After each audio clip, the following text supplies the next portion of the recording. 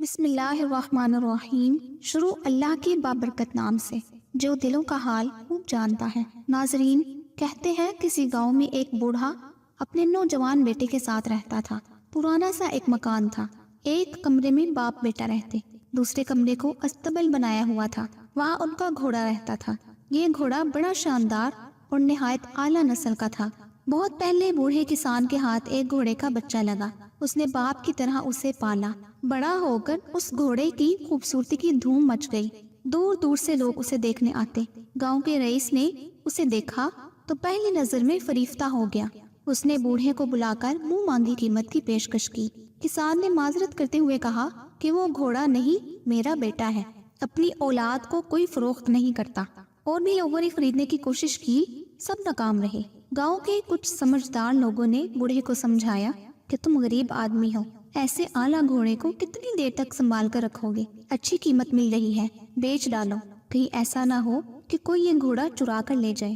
ایسے ہر مشورے کے جواب میں وہ بابا جی مسکرا دیتے اور بس بات ختم ہو جاتی۔ ایک دن بوڑھا کسان اور اس کا بیٹا حسب معمول صبح اٹھے تو دیکھا کہ ساتھ والے کمرے کا دروازہ کھلا ہوا تھا اور گھوڑا غائب تھا۔ پریشان ہو کر آس پاس دیکھا مگر کوئی سراغ نہ ملا۔ بستی والوں کو پتہ چلا تو وہ افسوس کرنے آئے۔ جن لوگوں نے گھوڑا بیچنے کا مشورہ دیا تھا انہوں نے بوڑھے کو تانا دیا کہ تم یہ سمجھایا تو تھا کہ گھوڑا بیچ دو، اس وقت نہیں مانے۔ اب تمہاری بدقسمتی کہ بغیر کچھ لیے گھوڑا گنوا بیٹھے۔ کسان یہ سب باتیں سنتا رہا، پھر بڑے اطمینان سے بولا، بھائیو، تمہاری بڑی مہربانی کہ میرے پاس آئے، اپنی ہمدردی کا اظہار کیا، مگر مجھے یہ بات سمجھ نہیں آئی کہ اس میں بدقسمتی کہاں سے آ گئی۔ یہ درست ہے کہ میرے پاس گھوڑا تھا جو مجھے اپنی اولاد کی طرح عزیز تھا۔ آج صبح وہ گھوڑا اپنے کمرے سے غائب ہے۔ اس حد تک تو یہ بات درست ہے، مگر اس کے بارے میں ابھی سے یہ کیسے طے کر لیا گیا کہ یہ بدقسمتی ہے؟ گاؤں والے بڑے حیران ہوئے، آپس میں کہنے لگے کہ شاید صدمے کی وجہ سے بوڑھے کا دماغ چل گیا ہے۔ یہ بدقسمتی نہیں تو اور کیا ہے کہ ہزاروں کی مالیت کا گھوڑا چوری ہو گیا۔ بڑبڑاتے ہوئے سب لوگ واپس چلے گئے۔ 2-3 دن بعد اچانک وہ گھوڑا واپس آ گیا۔ اپنے ساتھ وہ جنگل سے صحت مند اعلیٰ نسل کے 21 نوجوان گھوڑے بھی لے آیا۔ گاؤں میں دھوم مچ گئی۔ لوگ آ کر بوڑھے کو مبارکبادیں دینے لگے۔ انہوں نے اعتراف کیا کہ ہم نے اس روز غلط بات کی تھی۔ گھوڑے کا چلا جانا بدقسمتی نہیں تھی، اصل میں تو تمہاری خوش قسمتی تھی۔ آج پورے 21 گھوڑے تمہارے گھر آ گئے۔ کسان نے حیرت سے یہ سب تبصرے سنے اور پھر کہا، بھائیو، مجھے ایک بار پھر تمہاری باتوں کی سمجھ نہیں آئی۔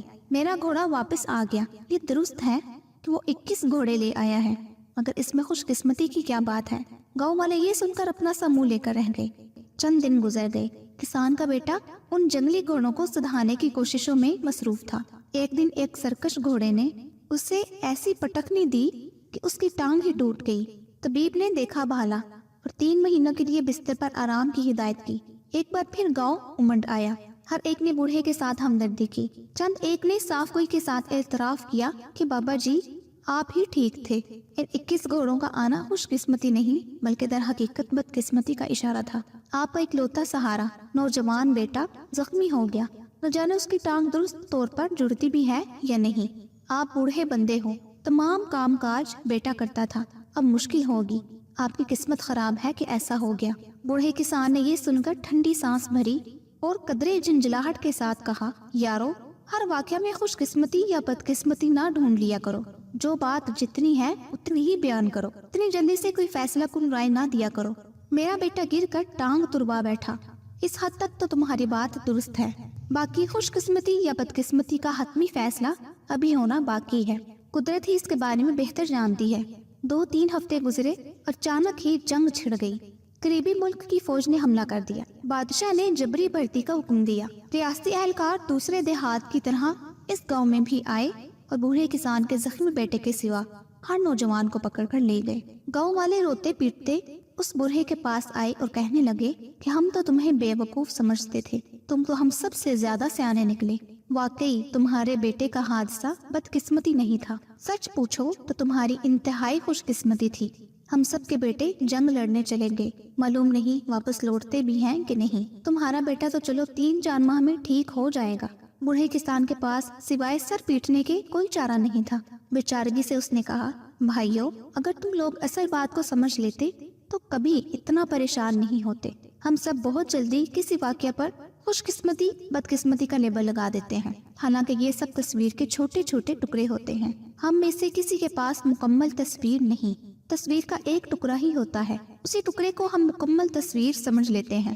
ایک ٹکڑا کبھی تصویر کو درست طریقے سے بیان نہیں کر سکتا، اس کے رنگ تک نہیں بتا سکتا۔ ہمیں حتمی رائے دینے کے بجائے انتظار کرنا چاہیے۔ جو واقعہ ہوا ہے اسے اتنا ہی سمجھنا اور ماننا چاہیے۔ یہ سن کر گاؤں والے سر جھکا کر اپنے اپنے گھروں کو چل دیے۔ ناظرین، آپ نے آج کی خوبصورت کہانی سے کیا سیکھا؟ کمنٹ باکس میں اپنی رائے کا اظہار ضرور کیجیے گا۔ اگلی ویڈیو تک کے لیے مجھے اجازت دیجیے۔ اللہ آپ سب کا حامی و ناصر ہو۔ آمین یا رب العالمین۔